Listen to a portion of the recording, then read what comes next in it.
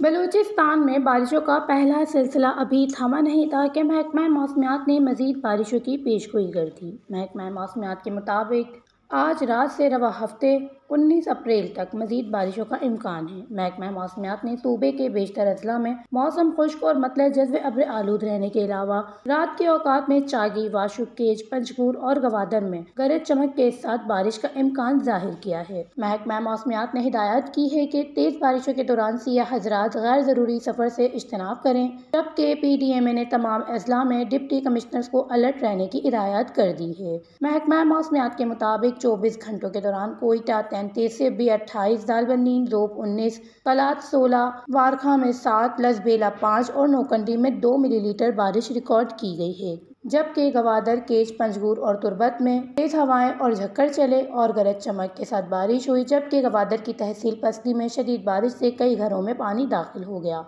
وش news, Balochistan.